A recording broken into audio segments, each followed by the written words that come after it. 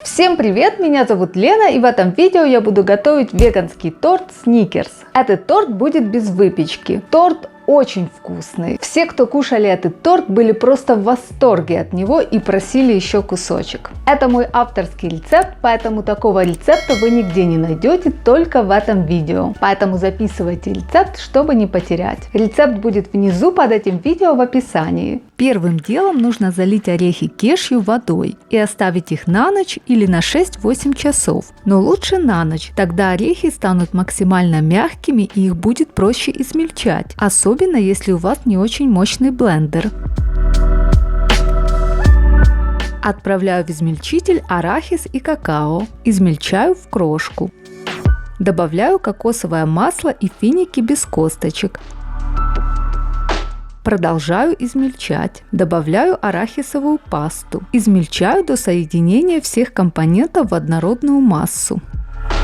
Получилась вот такая липкая масса. Я обтянула кольцо пленкой и буду в нем собирать торт. Высыпаю массу в кольцо и равномерно распределяю ложкой и утрамбовываю стаканом. Формирую основу для торта. Отправляю в холодильник. Выливаю веганское молоко, добавляю финики без косточек. Пробиваю блендером до получения однородной консистенции.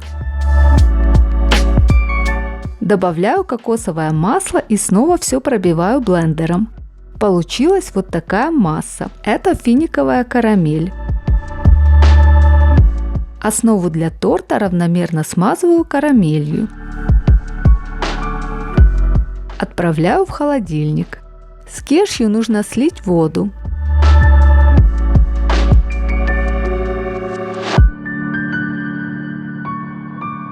Заливаю агар-агар водой, перемешиваю и оставляю в сторонку на 10 минут.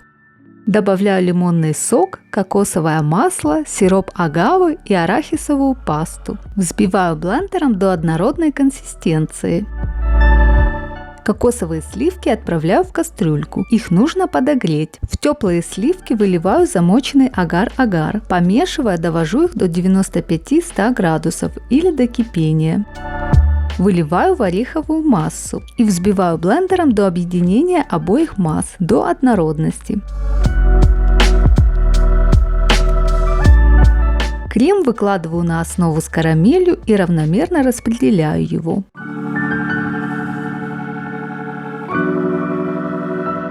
Отправляю в холодильник. Нужно, чтобы масса схватилась. Для украшения я буду использовать вот такие ореховые батончики двух видов.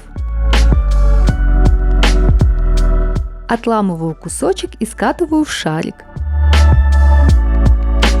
Затем обваливаю в какао и получаю такую конфетку, похожую на трюфель. Вторые я просто нарезала ножом. На водяной бане растапливаю шоколад и кокосовое масло, перемешиваю. Глазурь выливаю на крем и раскатываю по поверхности. Сверху украшаю конфетами и рубленым арахисом. Отправляю в холодильник до полного застывания. Торт вырезаю из формы и перекладываю на подложку.